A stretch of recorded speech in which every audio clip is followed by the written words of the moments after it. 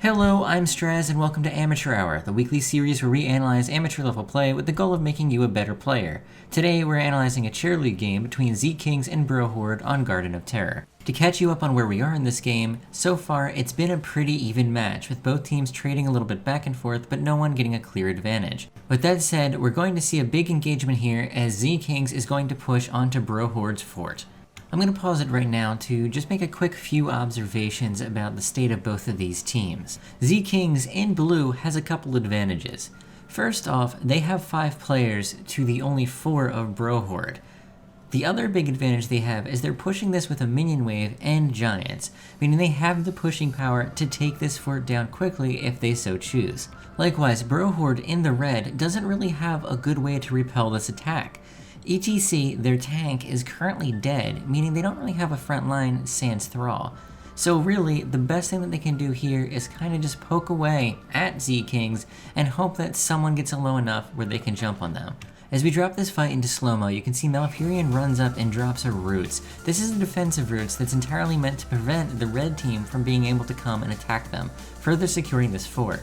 At the same time though, you can see Raynor has popped his ult, which is driving ZKings back. I'm going to pause again to point out a couple mistakes that ZKings is actually making right now. For starters, ZKings has lit the fort on fire. It's burning to the ground, the fire department hasn't arrived, and they're not going to arrive because they've slashed their tires on the fire truck. This means that the fort is totally in the bag. The Giants are going to finish it if Murky can't finish it by himself, or if Jaina's Blizzard can't finish it. There's no reason for them to be sticking around, especially because ETC isn't going to be back for 30 seconds. They can just walk away and wait for Raynor's ult to just disappear. Likewise, when this fort goes down, it's not going to give them a big enough advantage to merit pushing this. The rest of Horde can simply sneak back behind their gates, and they don't have that large of an advantage in order to take those gates or to really push too hard here. This is going to be a mistake that is going to cost them. Leoric's a bit too pushed up here, and that's going to allow Thrall to put a lot of damage on him. At the same time, Sylvanas is going to turn Murky into a fine green mist. Immediately after, all the damage on Leoric is going to give him a one-way ticket to the same temporary hell that Murky was sent to.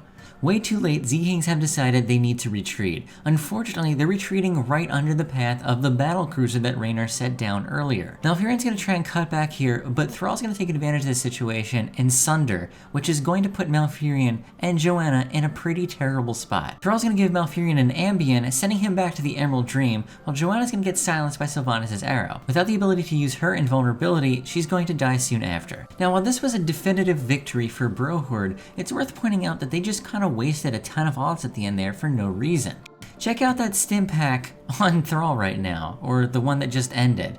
That was completely unnecessary, and if you go back and look, that actually went on him when the fight was basically entirely over. It was a complete waste of that ult. Likewise, while that Sylvanas arrow on Jaina was a good finisher on her in some regards, it was a pretty bad use of that ability, as there was no doubt that no matter what, she was going down there. It's now Horde's time to push a little, as they're trying to get both of these towers in the gate. Once they get the towers, they try to back out, and Leoric's going to use his tomb on 2 members of their team. While at first glance this looks like a good ult, it's actually a pretty bad one, as it sticks them in a horrible place, as Leoric dies and then Jaina dies soon after. Part of the reason this is such a bad engagement for ZKings is because Horde has Lieutenant Morales, and they're simply going to be able to just out-heal everything that they throw at them, especially considering that the blue team, ZKings, did not have Malfurion at the time of that fight. Now, as much as the red team wants to push this fort, they saw what happened to ZKings before, so they're going to do a little bit of damage here, but as soon as they see Malfurion come up, they're going to decide it's their turn to exit the building. ZKings is going to continue to play aggressive here, as Leoric's going to come up with Murky to try and get a gank.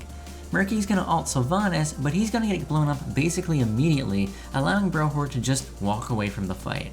Now right now, it's important to point out that Horde has a pretty huge advantage. While they're not level 20 yet, they're halfway there, a full level up on their opponents, ZKings. At the same time, they have an opportunity to pick up a ton of seeds, as you can see up top and down below with Sylvanas here. Now, while Sylvanas' play here is really risky, as long as she doesn't get stunned, she's gonna be okay, thanks to Evasive Fire. That's going to be helped a little bit more by Joanna whiffing her ult right there. Now I think that Bro Horde here has been a little bit too slow. Morales kind of backed just way too late. Same with Thrall. As soon as that initial engagement was over, they should have backed immediately. Even if you think to yourself, well, they had to stay around there because what if there was a team fight? Well, they had no mana. Lieutenant Morales wouldn't have been able to help in that team fight, and Thrall wouldn't have been able to do that much damage in that team fight.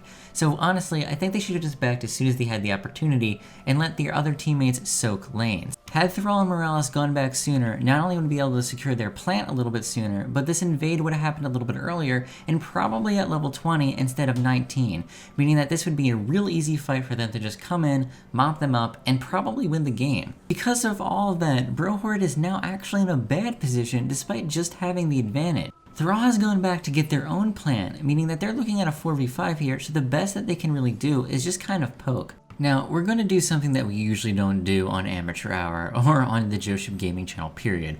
We're going to really call someone out right now. Pay attention. I'm going to unpause this in a second, but just watch this ETC. Watch his positioning and just study this frame right now. Now, I think I know why he went north here, and it's for the simple reason that he wants to be the hero. He sees that the entire ZKings team is bearing down on Raynor and Sylvanas. They're juicy targets and they want to kill them. He thinks probably that he's going to be able to flank them and get a 5-man dance on them that's going to get him all kinds of accolades and just medals and Reddit montages and all kinds of great fantastic things.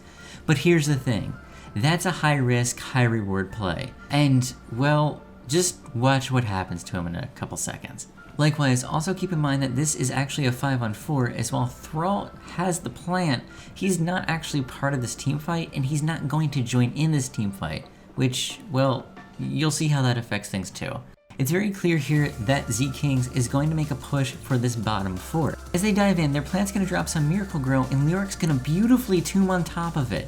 ETC is going to get caught out, and he's going to immediately go down. While Raynor is going to ult here, and is also going to get stim-packed by Morales, the amazing damage that he's going to put out is just not going to be enough, as he's going to get crowd controlled almost the entire fight. Likewise, Malfurion's beautiful ult there is perfect. He sits back into the perfect time and then jumps in, pops his ult, and makes it so there's nothing the red team's going to be able to do to kill anyone on ZKings. While Thrall did decide to turn around a little while ago on his own plant, it's just too late now. ZKings has 5 people alive and the plan up, allowing them to disable the core and put a lot of damage into it. Thrall finally arrives in his sweet moss-covered mecha, but it's just too late. It's a 5-on-3 and the core is rapidly dropping. There's essentially nothing they can do right now except for just stall. Now, I know what a lot of you are thinking. You're sitting at your monitors going, oh my god, I've been partied with that Thrall, or that ETC.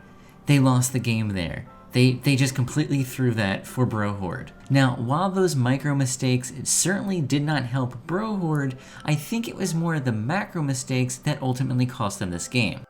Riffing on last week's Amateur Hour, one of the mistakes that Bro Horde makes is they simply don't punish enough.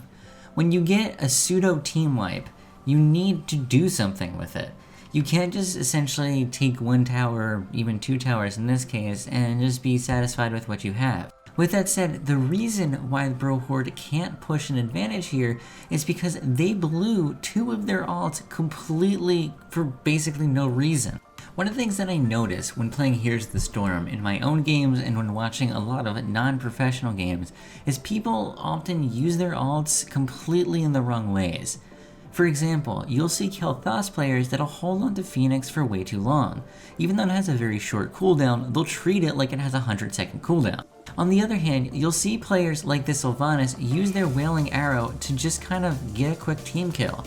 Now, while that's okay if you know you need to use that ability to secure that kill, if you're just kind of throwing some overkill fatality style damage on someone, it's probably not worth it. Same thing goes for that stim pack on Morales. How incredibly useful would it have been here if Raynor could have gotten stimmed? This game could have been potentially over, or at the very least they would have taken that fort, I can almost guarantee that. But once again, these are micro choices. What about the macro ones? For one, I don't agree with the strategy they're employing here. While yes, it's important to get these seeds, they're going to have a plant just by getting the top camps anyway. So if they back a little bit earlier and guarantee that they can get their boss, they're going to be just fine. There's no reason that Sylvanas has to play this risky. Likewise, instead of playing this risky, Sylvanas could have went into that top lane, maybe taken a camp, maybe just killed some minions and pushed them a little bit closer to 20. Had they had 20, they would have been able to gauge ZKings at the bottom here, not only with a man advantage since it would have been 4 and 5 as Murky went off to grab the plant, but it also would have had a talent tier advantage. Considering in my eyes they have the better team fighting comp, in addition they have all their ults back up again, they could have easily ambushed them and just wiped the floor with them. And at that point they would have a plan at their own and honestly probably the game in their hands. The other big macro choice that I don't disagree with is what they're going to do with their own plant. Now, usually I have to say, I don't like playing defense with the plant as it just seems like a kind of just big waste. But when you have 5 members, including the plant, of the enemy team bearing down on your team, you need to join in that team fight.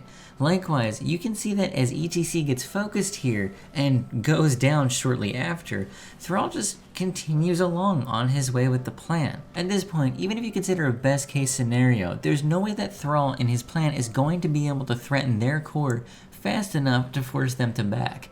He needed to know this earlier, and his team needed to know this earlier. If he's present in this team fight when that ATC dies, or hopefully even a little bit before that, then I think this fight goes an entirely different way. Also, keep in mind that while Thrall was in control of that plant, chances are that was a call by their team, as once again, this was a Cheer League game. It wasn't just a bunch of random players in Hero League. If there was a little more communication there and his team called him back, I think he would have came back a little bit sooner, but something tells me that just wasn't the strategy they were going for. If you play Hero League, here's a lesson for you. You have to communicate with your team. I understand it's frustrating because people won't listen to you or you're afraid of them being toxic or whatever, but you just have to make that call. If they don't listen to you, fine, whatever. Just play your next game. But you have to make an attempt to kind of just let them know what's going on, because honestly, most people will be willing to listen if a leader steps up.